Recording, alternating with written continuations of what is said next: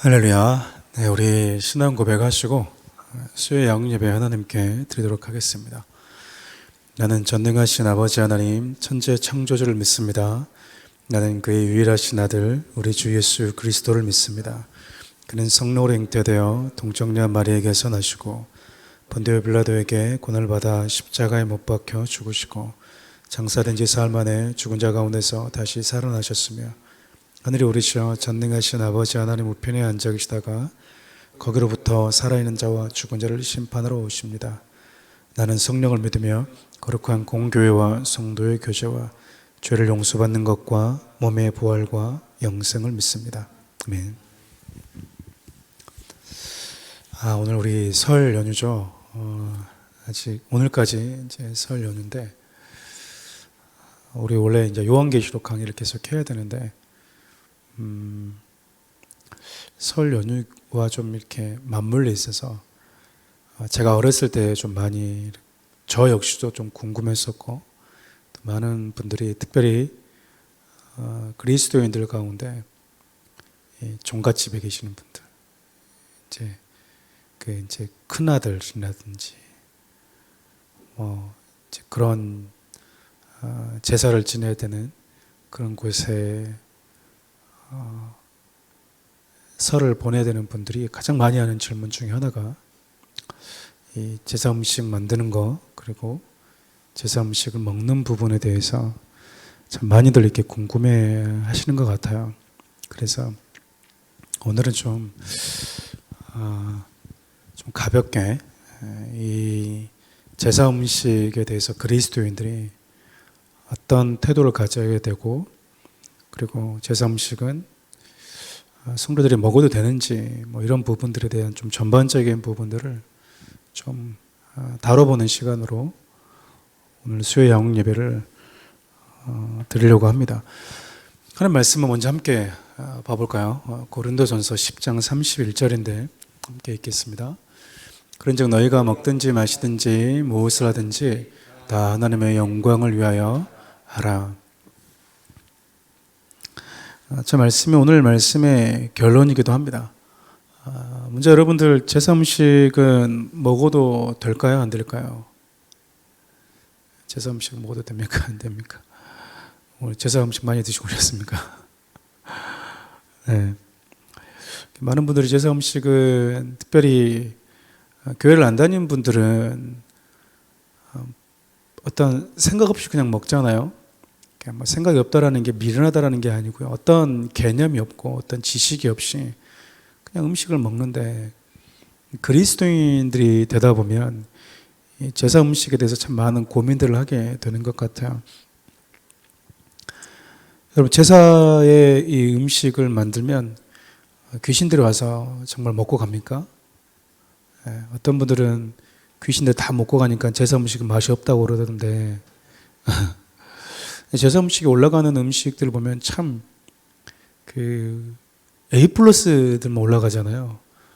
전 제사 음식에 올라간 배가 그렇게 큰 배인지 어렸을 때 배가 이렇게 큰 배도 있나? 라고 할 정도로 배부터 시작해서 굴비 그리고 고기 이런 것부터 시작하면 정말 최상급의 고기가 올라가요. 어렸을 때 저는 이제 교회 다닌다는 이유 때문에 그거 먹으면 부정탄다 라고 해서 안 먹었던 기억이 있습니다. 그래서 교회 안 다니는 우리 사촌 형님들은 그 제사 음식 정말 맛있게 막 먹고 있는데 저는 부엌에서 김에다가 김치에다가 제사 음식이 올라가지 않은 그 남은 것들 먹었던 기억이 나요. 여러분 고린도전서 8장과 고린도전서 10장을 보면 이 우상의 음식에 대한 내용들이 언급이 되어져 있는데 특별히 고린도 교회 자체가 고린도로 가는 지역 자체가 항구 도시였기 때문에 많은 무역하는 사람들이 또 배를 타고 항해하는 사람들이 잠시 정박한 곳이었거든요. 그러니까 거기에 어떤 성매매도 많이 있었고 또 특별히 거기에 이렇게 신전이 있어서 그 신전을 지키는 여사제들이 그렇게 많았다고 합니다. 여사제들과 이렇게 우상의 음식을 함께 먹고 나누고 성적인 관계까지 맺는 것이 그들의 예배 의식이었기 때문에, 그래서 고린도 지역에서 특별히 시장에서 파는 고기들은요, 대부분 다 거의 8, 90% 이상이 우상들에게 먼저 제사를 드리고 난 다음에 팔린 고기들이 많았다라고 이야기를 합니다. 근데 바울이 이 부분에 대해서 특별히 이방인의 사도로 부름받았던 유대인들이 아닌 이방인들을 대상으로 복음을 전하는 사역을 감당했던 바울이 이 부분에 대해서 어떻게 얘기하냐면, 그리스도인들이 가지고 있는 분명한 지식이 있다라고 이야기를 합니다. 우리 고린도전서 8장 4절 말씀 표준 세번역으로 함께 읽어볼까요? 그런데 우상에게 바친 고기를 먹는 일을 두고 말하면 우리가 알기로는 세상에 우상이라는 것은 아무것도 아니고 오직 하나님 한 분밖에는 신이 없습니다.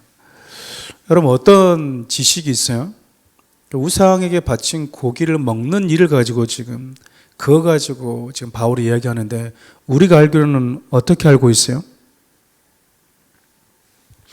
세상에 우상이라는 것은 어떻대요? 아무것도 아니래요. 아무것도. 우리가 뭐 하고 있는 거예요? 어떤 의미를 부여하니까 그러지, 바울의 관점에서, 성경의 관점에서 우상은 아무것도 아니라는 거예요. 이 땅의 신은 누구밖에 없다라는 거죠? 하나님밖에 없다라는 그 말입니다. 우리 고린도전서 8장 6절에서 7절 상반절도 같이 한번 읽어볼까요? 그러나 우리에게는 한 하나님 곧 아버지가 계시니 만물이 그에게서 났고 우리도 그를 위하여 있고, 또한 한 주 예수 그리스도께서 계시니 만물이 그로 말미암고 우리도 그로 말미암았느니라. 그러나 이 지식은 모든 사람에게 있는 것은 아니므로. 그러니까 우리가 어떤 지식을 가지고 있대요? 그리스도인, 즉 모든 사람들이 가지고 있는 지식이 아닌 예수를 만나서 하나님을 알게 된 자들에게만 주어진 지식. 그리스도인들이 새롭게 예수를 믿으면서 알게 된 지식인데, 그 지식이 뭐라는 거예요? 정리하면 세상을 하나님이 창조하셨다. 이 땅에 온 만물에 신이라고 하는 유일한 신은 하나님밖에 없다라는 지식을 예수님을 믿으면서 새롭게 알게 된다, 그 말이거든요. 그러니까 여러분, 신은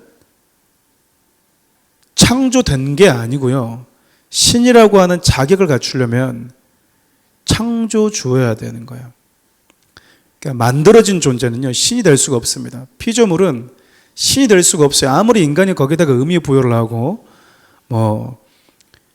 자꾸 이렇게 이런 걸 해도, 다른 어떤 우상들 만들어 놔도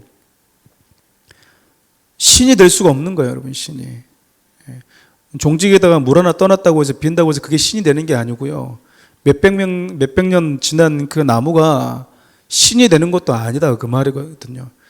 성경에서 말하는 것은 만들어진 피조물은 절대 신이 될 수 없다. 그것을 창조하고 만든 분만, 조물주만이 신의 자격이 있다라는 것. 근데 우리는 예수를 믿게 되면서 그분이 하나님이시고 예수님이시고 성령님, 즉 삼위 하나님이라는 것을 알게 되었다라고 하는 이 지식을 가지고 있다라는 거예요. 그 지식을 알게 된 사람이 누구죠? 그리스도인들이다, 그리스도인들. 그런데 이 지식을 모두가 다 알고 있는 것은 아니므로 라고 얘기합니다. 우상 아무것도 아니다. 그러니까 우상에게 들어진 음식 먹고 안 먹고는 아무런 의미가 없다, 이 말을 지금 하고 있는 거거든요. 왜냐하면 우리는 우상? 그게 뭐야 그게? 나무 밑에다가 놔두고 바위 위에다 놔뒀던 음식이 무슨 우상이야? 가서 그냥 뭐 하면 된다는 얘기입니까, 여러분? 맛있게 잘 먹으면 되는데, 문제는 모두가 다 이 지식을 알고 있는 것은 아니다. 그렇기 때문에 그리스도인들에게 주어진 몇 가지 주의사항이라고 그럴까요? 영적인 배려가 필요하다라고 얘기를 하고 있어요. 우리 고린도전서 8장 우리 7절 하반절부터 우리 8절까지 함께 봐볼까요? 어떤 이들은 지금까지 우상에 대한 습관이 있어 우상의 제물로 알고 먹는 거로 그들의 양심이 약해지고 더러워지느니라. 음식은 우리를 하나님 앞에 내세우지 못하나니 우리가 먹지 않는다고 해서 더 못 사는 것도 아니고 먹는다고 해서 더 잘 사는 것도 아니니라. 이게 저 말이 무슨 말이냐면요, 그냥 음식은 뭐라는 거예요? 음식일 뿐이다 그 말이에요. 음식은 음식일 뿐인데 사람들이 어떤 습관을 가지고 있다는 거죠. 우상에 대한 이 습관으로 인해서 우상 제물인 것을 알고 먹을 때 그들의 마음 가운데 양심이 약해진다라는 거예요. 저거는 먹으면 안 되는 건데, 지식이 없는 자들 있잖아요. 음식은 음식일 뿐인데 하나님이 창조하시고 그분이 창조주인데 이 세상에 우상이라는 것은 아무것도 아닌데 우상이가 들어진 거 먹으면 안 되는데 라고 하는 그 양심을 가지고 있는 자들이 음식을 먹었을 때 이 지식이 없는 상태에서 먹게 되면 무슨 일이 벌어진다라는 거예요. 양심이 약해지고 그냥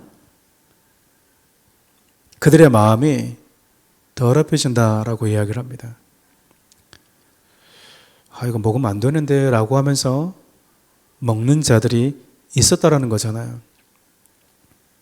또 반대로 먹으면 안 되는데 라고 했는데 같은 그리스도인 중에서 이것을 먹는 자들이 있었다라는 거냐. 그것을 지켜보는 자가 있었고 실제로 먹은 자들이 있었다라는 것 아니겠습니까? 바울은 지금 뭐라고 얘기하냐면 원래 음식은 그냥 음식일 뿐이다. 너희들이 어떤 의미를 부여한다고 해서 그 음식이 이상해지거나 더 좋아지거나 더 나아지거나 더 이상해지는 게 아니다. 그냥 음식은 음식일 뿐이다. 성도는 뭐든지 먹을 수 있는 자유가 있다 그 말이에요. 쉽게 얘기하면.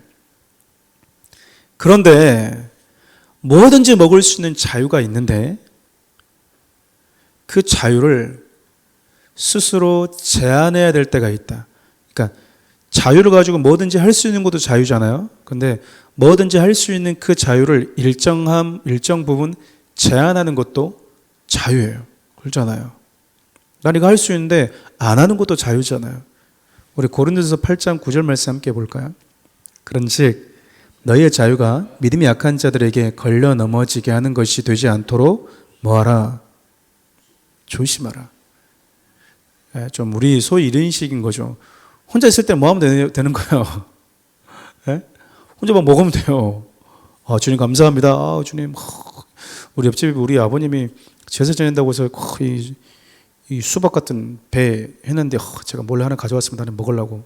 그래서 하나님 잘 먹겠습니다 하면서 그냥 먹으면 되는데 문제는 뭐냐면 연약한 지체들, 즉 음식은 음식일 뿐이고 특별히 여기서 바울이 말하고 있는 연약한 지체들 같은 경우는요.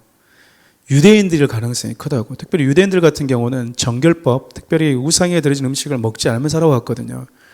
그들에게 주어졌던 또 그들이 살아왔던 풍습과 그리고 그들이 살아왔던 지켜왔던 조상적부터 지켜왔던 믿음의 습관들이 있었거든요.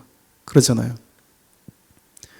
유대인들이 봤을 때는 이방인들은 역시 안 돼. 저것들은 더러운 것들이야. 분별도 못하고 우상의 것을 먹어. 그러니까 얘들하고 우리는 그냥 하나가 될 수 없다니까 이룰 수 있다라는 거야. 유대인들 입장에서는.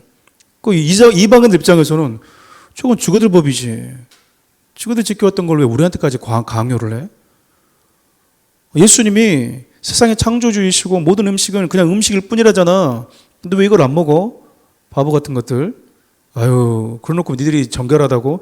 깨끗한 건 그렇게 해서 깨끗해지는 게 아니에요. 이렇게 하면서 먹었다는 얘기예요. 야, 이거 안 먹으면 정결해지고 이거 먹으면 더러워지냐? 그럼 난 안 먹겠다. 니들 그래. 깨끗한 것들. 나는 더럽다잉. 그래서 뭐 하는 거예요, 계속. 먹는 자들이 있었다라는 거잖아요. 그러니까 이방인 그리스도인들과 유대인 기독교인들 가운데 서로 이런 부분 때문에 충돌이 벌어질 때가 공동체 안에 많이 있었다라는 거예요. 바울이 지금 이 부분을 얘기하는 거예요. 원래는 이런 게 맞다. 그러니까 지식을 먼저 얘기해요. 그리스도인들이 새롭게 하나님을 만나면서 알게 된 지식. 세상에 하나님만이 존재하시고 그분만이 유일한 하나님이시구나.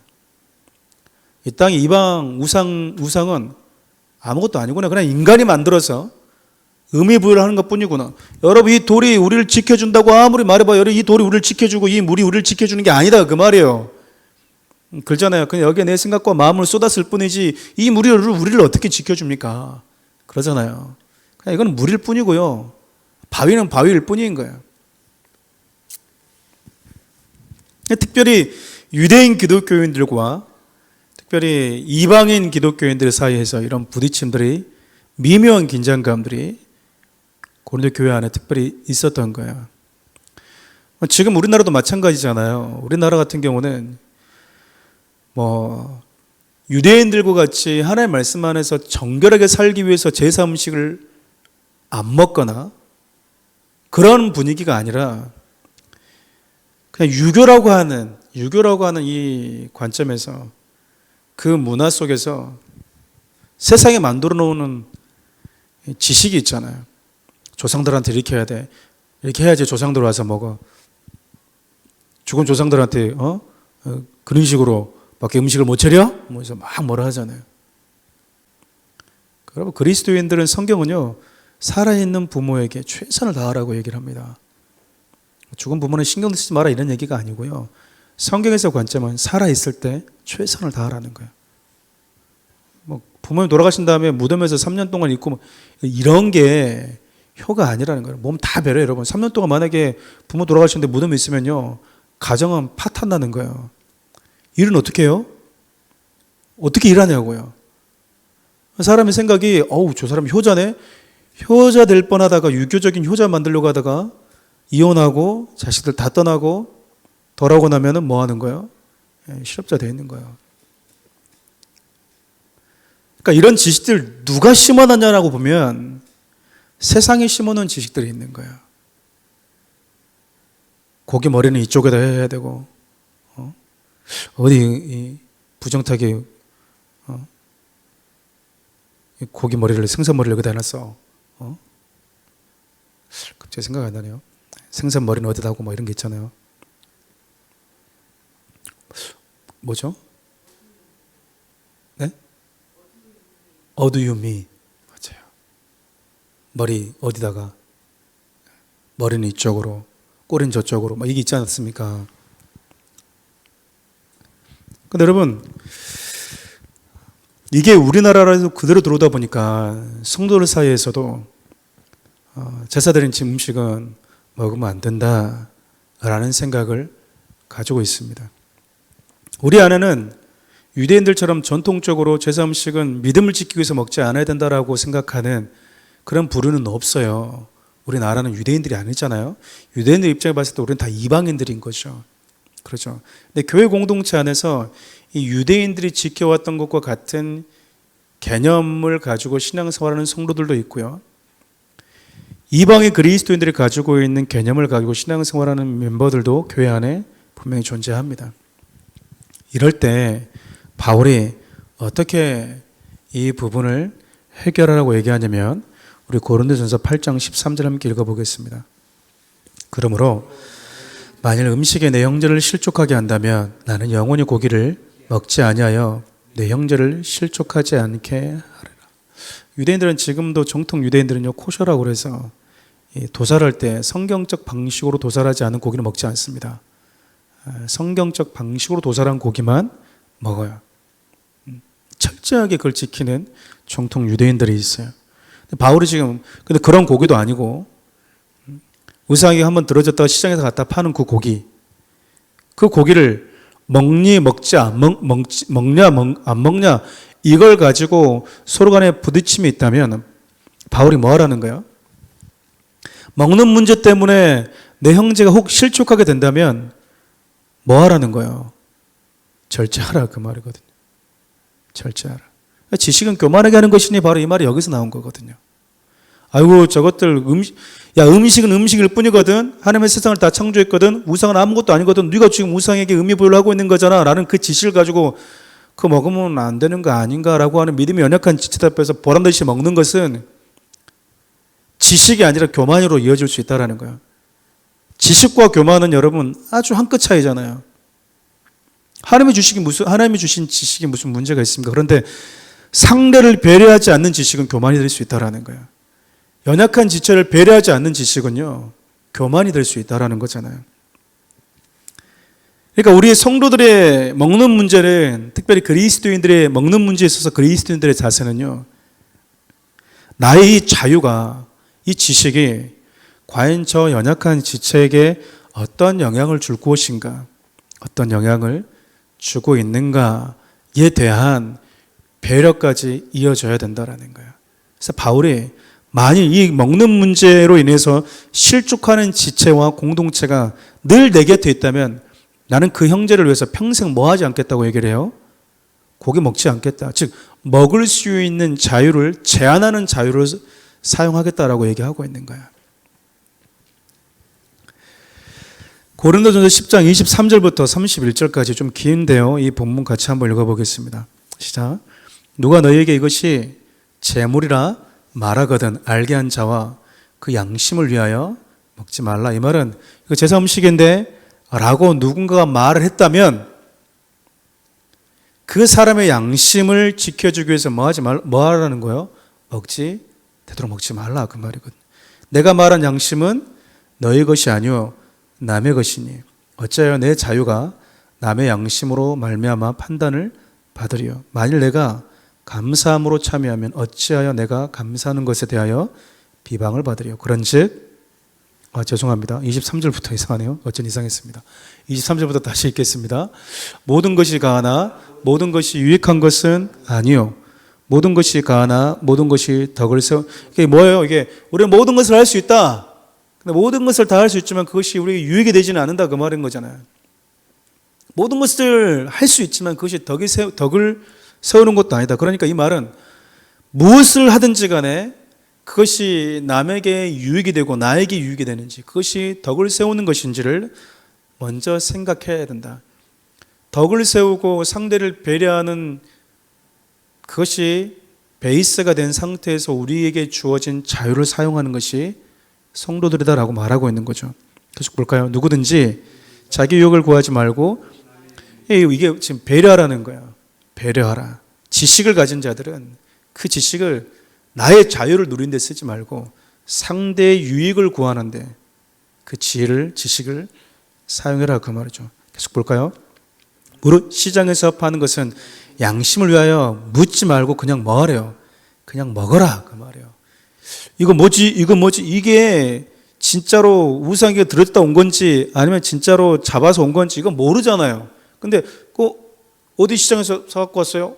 묻지 말고 뭐 하라는 거예요? 그냥 먹어라. 왜? 이는 땅과 거기 충만한 것이 다 누구의 것이니까? 주의 것이라는 거예요. 우상에게로부터 온 것이 아니라 주의 것이니까 그냥 묻지 말고 고기는 음식은 음식 그 자체로 대하면서 음식은 음식 그대로 그냥 먹어라 그 말이거든요. 묻지 마라 그 말이에요. 우리 먹을 때 초를 탁 치는 게 뭐예요? 이 고기 어느 시장에서 갖고 온 거 아니야? 이게 초 치지 말고 그냥 음식은 음식대로 먹으라는 거예요. 그냥 먹어라 그 말입니다. 먹어라. 계속 읽어볼까요? 불신자 중 누가 너희를 청할 때 너희가 가고자 하거든 너희 앞에 차려놓은 것은 무엇이든지 양심을 위하여 묻지 말고, 특별히 유대인들 가운데 기독교인 말고 이제 불신자들 중에서 우리를 청하는 거예요. 우리를 대접할 때 뭐 하는 거예요? 특별히 고린도 교회 같은 경우는 음식, 그 시장에서 갖다 사가지고 우상에게 제물에 대한 제사에 드려진 다음에 가지고 오는 그 음식 우리를 차려놓고 우리를 뭐 하는 거예요? 차려놓고 우리를 청해서 대접하는 거예요. 그때 우리가 청해준 건 너무 고마운데 저는 안 먹습니다. 저의 경건과 저의 그것을 위해서 이 고기는 먹지 않겠습니다 라고 말하지 말라는 거예요. 네 잘났다 이거 하지 말라 그 말이거든요. 그러니까 만일 우리 딱 큰 형님 집에 딱 갔는데 형수님이 도련님 식사하세요. 멀리 오느라 고생하셨죠. 그러면서 막 딱 따갖고 이 배 아까 보니까 저기 병풍 밑에 있던 그 배 아닙니까? 이거 하지 말고 뭐 하라는 거야.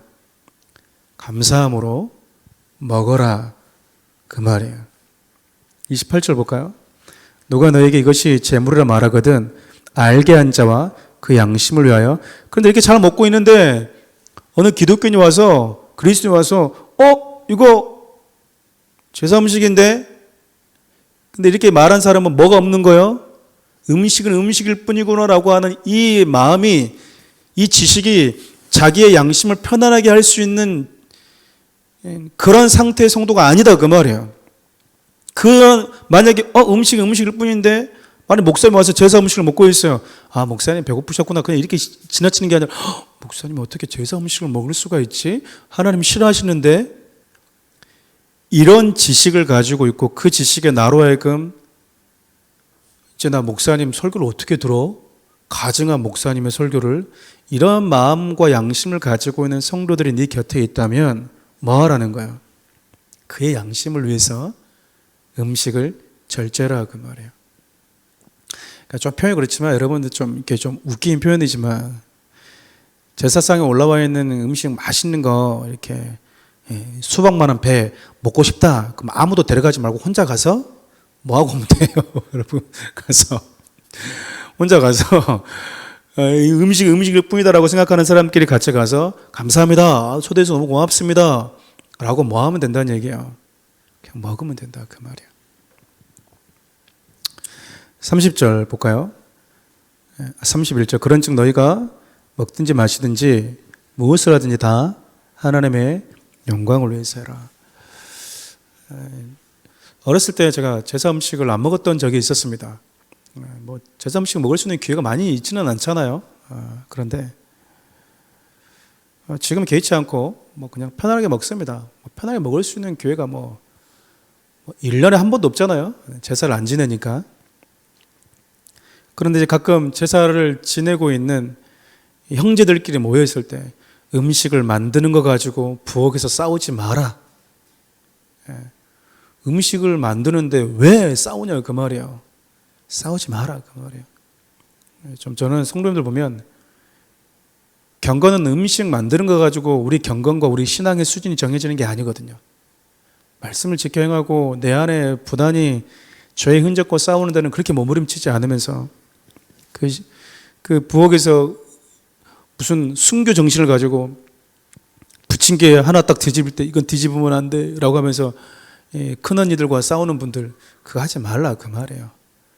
주님, 이 음식 먹는 우리 아버님, 우리 도련님, 우리 시아버지, 아주버님 다 예수 믿게 해주시고 이 음식이 우리 주님 복되게 하여 주십시오 라고 하면서 뭐 하면 돼요? 만들어라 그 말이에요. 만들어라. 그리고 혹 만약에 그 가운데 믿음이 좀 연약해서 제자 음식에 대해서 뭔가 좀 불편함을 느끼는 자들이 있다. 그런 자들 옆에 있다면 부침개 접을 때 거기에 올라가지 않게끔 옆에다 조금 놔뒀다가 이모 저거 올라간 거 아니야? 너희들 먹으라고 안 올린 거 몇 개 여기다 만들어 놨다. 이렇게 하는 지식도 필요하다 그 말이에요. 하나님의 영광이라고 말하고 있는 것, 여기서 특별히 하나님의 영광이라고 말하고 있는 건 이거거든요. 결론을 한번 볼래요? 성도들의 삶의 기준은요, 내가 하는 행동이 하나님께 영광이 되는가, 여기 특별히 영광이 되는가 그 말은요, 하나님께서 나에게 주신 그 자유를 연약한 자들을 위해서 스스로 제한하는 것, 성령님이 하나님이 나한테 주신 그 자유, 나를 위해서 쓰는 것이 아니라 이것이 그 영혼에 유익한가, 이것을 생각하는 게 하나님의 영광을 위해서 사는 거다 그 말이에요. 그러니까 먹든지 마시든지 내가 이거 먹을 때 하나님의 영광이 드러난다. 그럼 뭐 하라는 거예요? 마음껏 먹어라 그 말이에요. 제가 술을 안 마시는 이유는요, 그것이 하나님의 영광이 되지 않는다라고 하는 양심이 너무 크기 때문에 그러는 거예요. 양심이. 예전에 제가 어디 중국 이렇게 제가 여행을 한번 한 적이 있었었는데, 중국이었나? 아주 그 소수 민족이 사는 곳이 있더라고요. 근데 거기에 들어가려면 안 들여보내주는 거예요. 안 들여보내죠. 들어가려면 몇 가지 통과 의례가 있더라고요. 그 통과 의례가 뭐냐면 그들이 만든 그 고량주 병 같은 작은 병에 뭐가 들어있는데 이걸 마시면서 들어와야 된다는 거예요. 그래야지 이 사람은 우리 민족을 사랑하는 사람이라고 생각하면서 들어온다라는 거예요. 뭐지? 막 마셨죠. 근데 너무 쓰더라고요. 근데 그 마을에 술이라는 거예요. 처음에 먹고 나서 주여 내가 드디어 술을 먹어버렸습니다. 막 그랬었는데 한편으로는 내가 만약에 선교사라면 한 잔 먹고 들어와야 되겠구나 생각했습니다. 한 잔 마시고 복음전으로 들어가야 되겠구나 라고 생각을 했어요. 여러분, 성도들은 새로운 지식을 알게 되고 하나님의 말씀을 알게 될 때요, 나를 지키기도 하지만 성도들의 연약한 믿음의 수준들, 나와 함께 있는 자들이 가지고 있는 양심, 그 양심의 수준도 배려할 수 있는 자들이 되어야 됩니다. 내가 이것을 먹을 때, 이것을 먹지 않을 때, 예를 들면 이럴 수 있을까요? 좀 극단적인 표현이긴 하지만, 여호와 증인은 선지국을 안 먹잖아요. 그렇죠? 우리 집사님 선지국 좋아하시기도 하시는데, 만약에 여호와 증인 중에서 이렇게 신앙을 바꿔가지고 교회를 오게 된 거예요. 예수 믿어보겠다고. 어렸을 때부터 여호와 증인에 세뇌가 당해져 있는데, 그래서 예수 믿고 너무 좋은 거예요. 근데 여러분, 아직까지 뭐가 남아있잖아요. 여호와 증인들이 살아왔던, 그들이 지켜왔던 규칙이 남아있잖아요. 근데 만약에 선지국을 딱 먹으려고 할 때, 선지국 먹으면 안 되지 않나? 피 먹지 말라. 아직 이런 지식이 없을 때, 야, 이놈아, 덩어리 먹어 하면서 지어주지 말고, 하나씩 하나씩 이 사람들이 그런 지식을 갖게 될 때까지 우리가 그 영혼을 향한 배려가 있는 것이 하나님의 영광을 위해서 먹고 마시는 것이다 라고 말하는 겁니다. 그러니까 여러분, 지식만 있어도 되는 게 아니고요, 지혜도 있어야 되고요, 상대방의 믿음과 그들이 가지고 있는 양심도 들여다볼 수 있는 영적인 민감함과 센스도 있어야 되는 거예요. 정리하면 이렇습니다. 여러분, 음식은 그냥 음식입니다. 그런데 내가 먹고 마시는 이 음식이 하나님께 영광, 즉 나를 포함해서 나와 함께 이 음식을 먹는 자들에게 있어서 어떠한 영향을 주는가. 그냥 음식을 음식으로 대하는 자와 먹을 때와 음식을 음식으로 대하지 못하는 자와 먹을 때 성도들은요, 배려할 줄 알아야 된다는 거예요. 왜냐하면 그들은 나름대로 또 뭐 하는 거예요? 그들 나름대로 믿음을 순결하게 지키고 싶어하는 그 양심을 꾸준히 지켜왔거든요. 그렇지 않나요?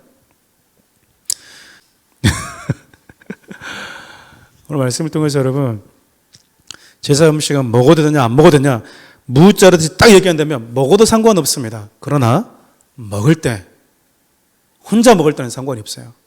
근데 함께 누군가와 먹을 때, 특별히 안 믿는 자, 하나님을 전혀 모르는 자와 먹을 때도 그냥 그들의 청함대로, 그들의 배려, 음식을 대접하는 자들의 사랑으로 마음껏 먹으십시오. 그러나 같은 공동체 안에 믿음을 가지고 있는데 그 믿음이 자기의 믿음을 지키기 위한, 그들의 믿음의 양심을 지키기 위해서 그들 나름대로 지키고 있는 그들과 함께 먹을 때는요, 바울이 얘기했던 것처럼 평생 고기 안 먹어야지 라는 심정으로 먹는 것 절제하라, 그 말이에요.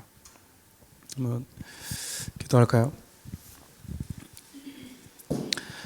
우리 말씀을 불독 함께 기도했으면 좋겠습니다. 우리 참 설에는 먹을 것도 많고, 그런데 그리스도인들은 무엇을 먹을 때, 무엇을 마실 때 그것이 하나님의 영광이 되는가, 상대의 영혼에 대한 배려가 있는가, 우리 좀 그것을 보기를 원하십니다.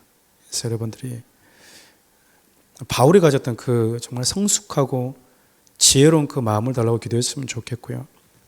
특별히 우리 안에 내가 무엇을 먹을지 무엇을 마실지 항상 그것을 대할 때마다 이것이 하나님의 영광이 되는가를 먼저 생각해 볼 수 있는 삶을 살 수 있도록 해달라고 함께 기도했으면 좋겠습니다.